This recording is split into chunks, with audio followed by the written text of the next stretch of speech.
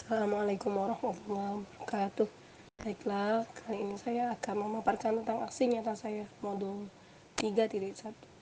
Pengambilan keputusan berbasis nilai-nilai kebajikan sebagai pemimpin.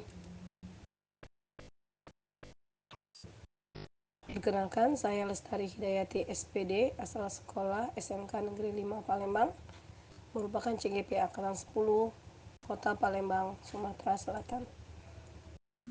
Adapun tujuan pembelajaran khusus kali ini adalah CGP dapat mempraktikkan proses pengambilan keputusan, paradigma prinsip, dan pengujian keputusan di sekolah CGP. Baiklah, pada tugas aksi nyata ini saya akan memaparkan hasil wawancara saya dengan Kepala Sekolah di SMK Negeri 5 Palembang terkait dengan kasus yang pernah beliau temui dengan kaitan dengan pembahasan saya di modul 3.1 tentang pengambilan keputusan berbasis nilai-nilai kebajikan sebagai pemimpin. Momen ini terjadi saat hendak kenaikan kelas 11 pada seorang murid bernama Davi, nama disamarkan, yang tidak memenuhi syarat kenaikan kelas. Hal ini terjadi karena pada semester 2, Davi mengalami perubahan kebiasaan. Jarang masuk ke sekolah. Sebelum ke guru BK, wali kelas telah berupaya melakukan pendekatan ke Davi untuk mencari tahu alasan perubahan kebiasaannya. Setelah dilakukan pendekatan dengan Davi, maka diketahui bahwa Davi memiliki keluarga yang broken home. Ibu dan ayahnya berpisah. Davi sendiri dari SD sudah tinggal dengan neneknya di daerah. Ketika SMK kembali ke Palembang dan tinggal bersama saudaranya. Tinggal mengontrak 3 bersaudara dengan kondisi ekonomi yang sulit. Dengan kondisi hubungan yang kurang baik pula dengan kedua orang tuanya, terutama ibunya. Nah, untuk mengatasi masalah ekonomi ini, maka Davi bekerja di malam hari, terutama di hari besar, karena banyak pekerjaan paruh waktu yang membutuhkan tenaga kerja. Namun hal ini berdampak terhadap kehadirannya di sekolah untuk belajar. Jumlah kehadiran menjadi tidak memenuhi standar untuk kenaikan kelas. Dilema etika sebagai wali kelas yang saya hadapi adalah memilih antara satu, mengikuti aturan yang berlaku. Jadi Davi harus mendapatkan konsekuensi karena ketidakhadirannya dan nilai yang kosong pada beberapa mata pelajaran. Yang kedua, memberikan kesempatan kedua kepada Davi karena saya percaya bahwa Davi akan berubah di kelas 11. Setelah berdiskusi dengan guru BK dan kepala sekolah, kami memiliki pemahaman yang sama, sehingga atas pertimbangan-pertimbangan lain yang kami pikirkan dalam kasus ini.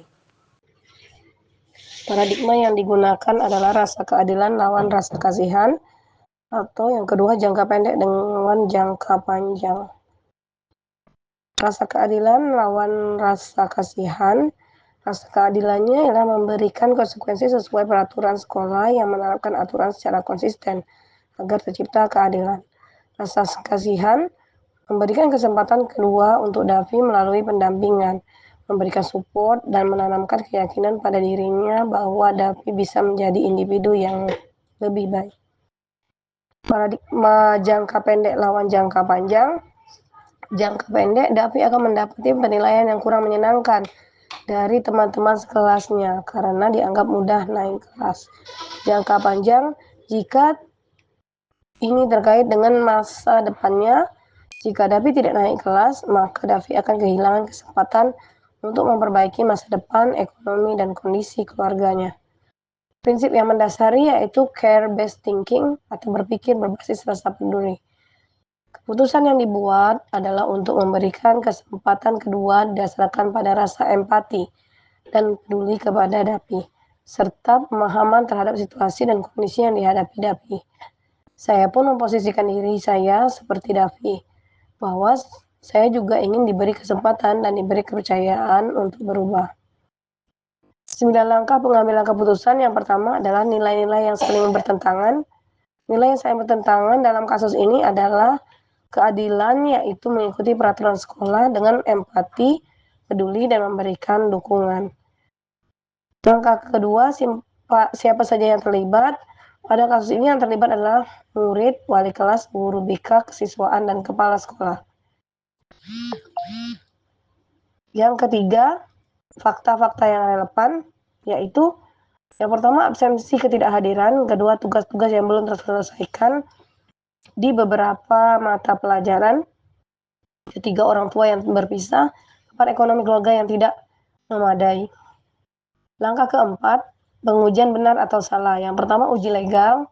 Pada uji legal ini hasilnya tidak ada pelanggaran hukum pada kasus ini, namun ada peraturan berupa syarat kenaikan kelas. Selanjutnya, uji regulasi. Hasilnya terdapat pelanggaran aturan, yaitu ketidakhadiran tanpa keterangan dan tugas-tugas yang belum terselesaikan di beberapa mata pelajaran. Ketiga, uji intuisi. Hasilnya memberikan kesempatan kedua dan kepercayaan pasti akan dapat mengubah murid menjadi lebih baik. Keempat, uji publikasi. Hasilnya tidak ada publikasi dalam kasus ini, hanya internal yang terlibat saja. Terakhir, uji panutan. Hasilnya, panutan yang mungkin akan melakukan hal yang sama, yaitu melihat perkembangan mental murid, mengidentifikasi permasalahannya, dan memberikan kesempatan kedua. Langkah kelima, pengujian paradigma. Paradigma yang digunakan adalah justice vs mercy, atau rasa keadilan vs rasa kasihan. Pada kasus ini, walaupun murid diberikan kesempatan kedua, namun tetap tidak mengabaikan syarat kenaikan kelas, yaitu segera memenuhi tugas yang belum terselesaikan dan mengubah diri menjadi lebih baik di kelas 11. Langkah keenam, prinsip resolusi atau penyelesaian. Pada kasus ini, prinsip yang digunakan adalah berpikir berbasis rasa peduli, atau care-based thinking.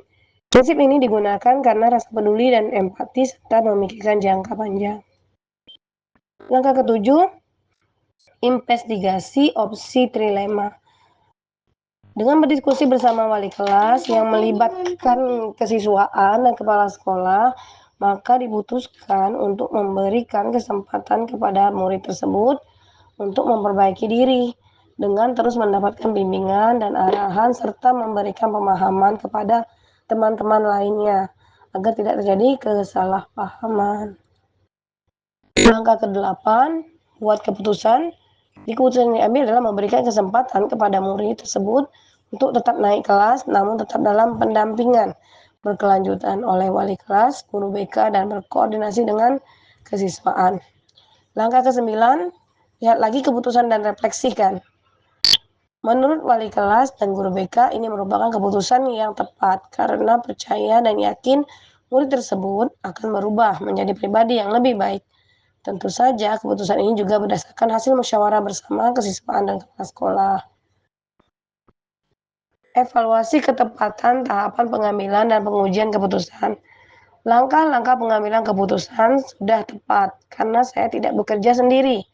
Ada pihak yang terlibat, pengumpulan fakta yang relevan, dan berbagai pengujian untuk memastikan keputusan yang diambil telah etis dan dapat bertanggung jawab. Demikianlah pemaparan modul 3.1 aksi nyata pengambilan keputusan berbasis nilai-nilai kebajikan sebagai pemimpin. Kali ini saya tutup. Billahi taufiq wal hidayah. Wassalamualaikum warahmatullahi wabarakatuh. Salam guru penggerak, tergerak, bergerak, dan menggerakkan.